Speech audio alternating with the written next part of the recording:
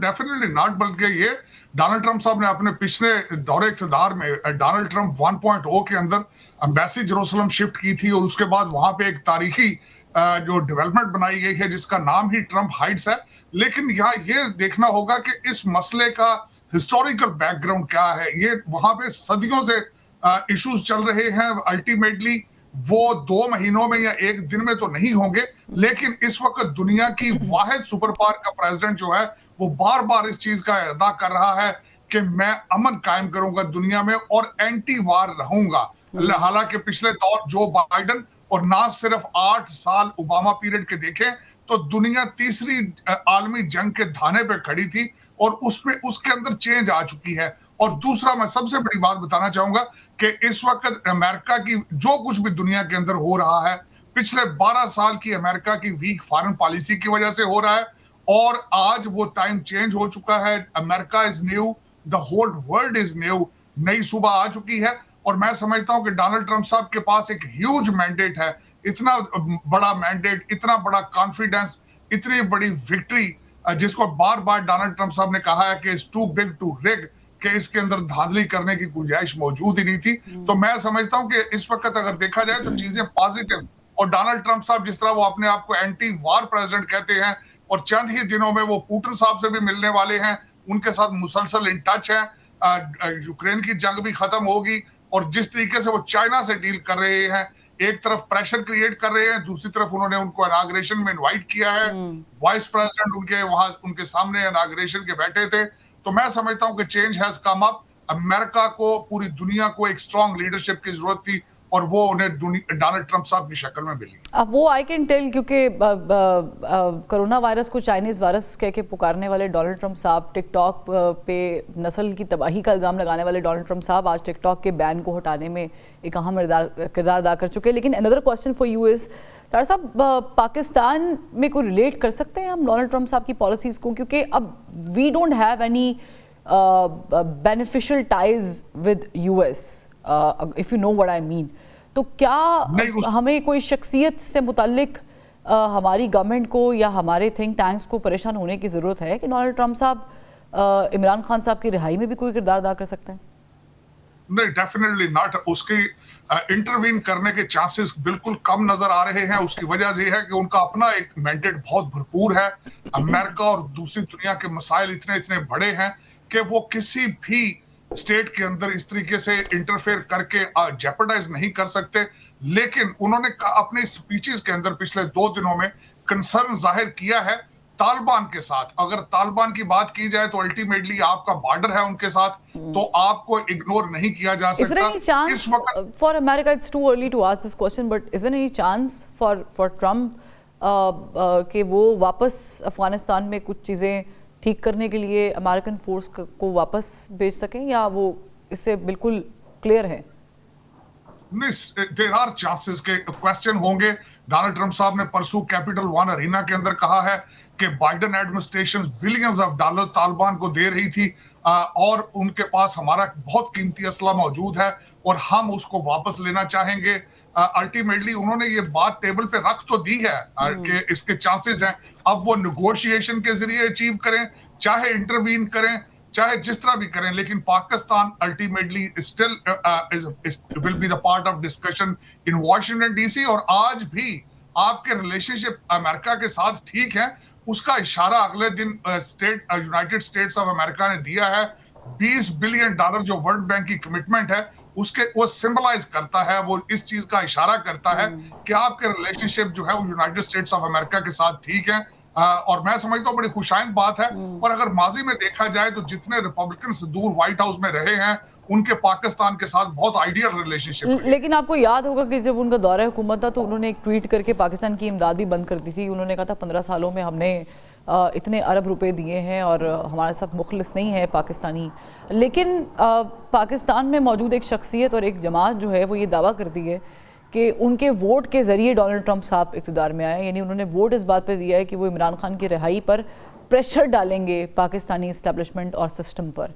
आप समझते हैं कि इस तरह प्रेशर डाला जा सकता है? और ट्रंप साहब अगर प्रेशर डालते हैं, या यूँ कह लें कि कुछ चीज़ें सामने आती हैं, माजी में भी हुआ है लॉबिंग फर्म्स हायर करके, तो क्या मुफाद हो सकता है कोई? नहीं, मैं एक्सप्लेन करने की कोशिश करता हूं। इस वक्त तक अभी तक वो डायरेक्ट डोनाल्ड ट्रंप साहब तक एक्सेस नहीं हासिल कर सके अमेरिका के अंदर। हाँ, ये जरूर है कि डॉलरों की और पाउंडों की बारिश हो रही है यहाँ पे अच्छा। लॉबीज के ऊपर।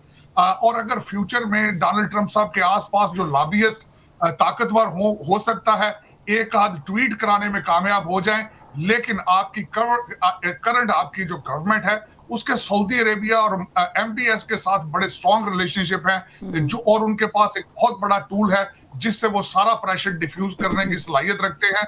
मैं नहीं समझता कि उस एक ट्वीट के साथ पाकिस्तान में बहुत बड़ी तब्दीली आ सकती है। ठीक है, यानी आप कह रहे हैं कि शायद वो भी चांसेस है कि ट्वीट हो जाए, लेकिन कोई बहुत बड़ी तब्दीली के इम्कानात नज़र नहीं आते। लेकिन दूसरी तरफ एक जमात लॉबिंग तो कर रही है, पैसा तो चलता है तार साहब, ये आपको भी पता है और ये हमें भी पता है कि बहुत सारे काम पैसे से हो जाते हैं। बट अगेन एक और क्वेश्चन है मेरा, वो ये है कि पाकिस्तानी डायस्पोरा इस वक्त अपना कुछ चेंज करेगी, क्योंकि अमेरिका के और बिलखुसूस ट्रंप साहब के मोदी के साथ बहुत अच्छे ताल्लुकात हैं, इंडिया एक बहुत बड़ी मार्केट है, हम कहाँ प्लेस कर सकते हैं? हमारी परफॉर्मेंस अमेरिका के अंदर पाकिस्तानी डायस्पोरा की जीरो। उसकी वजह यह है, आपने देख लिया होगा कि कल जब डोनाल्ड ट्रंप साहब वहां पे रोटंडा के अंदर खड़े थे, आपको कितने पाकिस्तानी डायस्पोरा के लोग नजर आए हैं। दो वजूहात हैं। एक तो हमारा पाकिस्तानी डायस्पोरा अगर जो है भी थोड़ा बहुत वो डेमोक्रेट लीनिंग है, और फिर उसके बाद सितम जरीफी ये है कि वो यहाँ रह के पाकिस्तान की सियासत में ज्यादा इंटरेस्टेड है, यहाँ पे इंटरेस्टेड नहीं है। तालीम का फुकदान है। कल अगर देखा जाए विवेक रामास्वामी, काश पटेल, और उसके बाद लाइन लगी थी जो सीईओ थे, चाहे गूगल हो चाहे माइक्रोसॉफ्ट हो, फिर उसके बाद डॉक्टर जयशंकर हैं। इंडिया का इन्फ्लुएंस, और बल्कि हमारे वाइस प्रेसिडेंट साहब की वाइफ जो है उषा जो है वो भी भारत से हैं।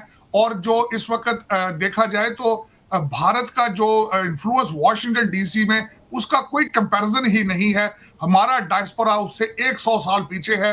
दो वजूहात हैं, एजुकेशन का ना होना और फिर लोकल सियासत में इंटरेस्ट ना लेना। और मैं नहीं समझता कि पाकिस्तानी डायस्पोरा फ्यूचर के अंदर भी कोई अमेरिकन सियासत के अंदर कोई इन्फ्लुएंस हासिल करने की सलाहियत रखता है। जातियात, शख्सियात की परस्तश करना और पाकिस्तान की सियासत में ज्यादा इंटरेस्ट लेना, ये मसाइल है अमेरिका के अंदर पाकिस्तानी डायस्पोरा की। ठीक है, चले उम्मीद करते हैं तार साहब के अगर इसके ऊपर पाकिस्तानी डायस्पोरा कुछ सोच विचार करे या काम कर सके, क्योंकि that's a very serious issue. हमारे साथ बहुत बड़ा मुल्क है, हमारा हमसाए नहीं चेंज किए जा सकते भारत, और भारत टेक्नोलॉजी की दुनिया में और बाकी दीगर दुनिया में अपना नाम बना रहा है। But not the least, Mexico के बॉर्डर पर वॉल बिल्ड करना, डोनाल्ड ट्रंप साहब समझते थे कि इमिग्रेंट्स के ऊपर थोड़ी और सख्ती होनी चाहिए, इलीगल जो रेजिडेंट हैं उनको अपने मुल्क वापस भेजना चाहिए। अब की बार भी हमने कल देखा कि वो he was giving a firm stance over that. आप समझते हैं कि जो पॉलिसीज डोनाल्ड ट्रंप साहब अब लेकर आ रहे हैं वो दुनिया पे कोई इम्पैक्ट डालेंगे regarding immigration and visiting America? Definitely मैं कल समझता हूं कि डोनाल्ड ट्रंप साहब ने जो सबसे ज्यादा उनका फोकस था कल सारे एग्जीक्यूटिव ऑर्डर्स का, स्पीचेस का, पिछले 2-3 दिन से सबसे ज्यादा उन्होंने कभी वेनेजुएला के गैंग्स का नाम लिया और कभी कांगो के गैंग्स का नाम लिया। फिर उन्होंने उन बच्चियों के नाम लिए अपनी स्पीच के अंदर जिनको इलीगल क्रिमिनल्स ने रेप किया और मर्डर किया। और कल जो उन्होंने एग्जीक्यूटिव ऑर्डर किया है, मैं उसके बारे में बोलना चाहूंगा कि उन्होंने सदर्न बॉर्डर के ऊपर इमरजेंसी, नेशनल इमरजेंसी का ऐलान किया है और ट्रूप्स को वहां भेजा है कि इन्वेजन को रोक सके। वर्ल्ड इन्वेजन बहुत खतरनाक वर्ड होता है। तो दर हकीकत इस वक्त अमेरिका के अंदर 13 मिलियन इलीगल क्रिमिनल्स जो है वो दंदराते फिर रहे हैं, जिनका कोई पता नहीं कि वो कौन से मकासद के साथ अमेरिका में आए हैं। अर्ज करना चाहूंगा कि यहाँ पे तकरीबन 30 से 35 हजार चाइनीज आ चुके हैं अमेरिका से। डोनाल्ड ट्रंप साहब अपनी तकारीर में कई दफा कह चुके हैं कि क्या चाइना अमेरिका के अंदर अपनी फौज बनाने की तैयारी कर रहा है या इसके मकसद क्या है। तो मैं समझता हूं कि ना सिर्फ वहां पे ट्रूप्स जाएंगे, अमेरिकन आर्मी जाएगी, वॉल को दोबारा बनाया जाएगा, और मैक्सिको इस वक्त वादा कर चुका है कि वो डोनाल्ड ट्रंप साहब के साथ काम करेंगे, लोगों को वहां रोकेंगे और जो असाइली होंगे उनको वहां मैक्सिको के अंदर ही रखा जाएगा। लेकिन इसमें ये जरूर बताना चाहूंगा, डोनाल्ड ट्रंप साहब खुद एक इमिग्रेंट के ग्रैंडसन हैं। मैं खुद एक इमिग्रेंट हूं, लेकिन हम बिलीव करते हैं कि लोगों को दरवाजे के जरिए आना चाहिए बजाय कि दीवारें फैलाकर। ठीक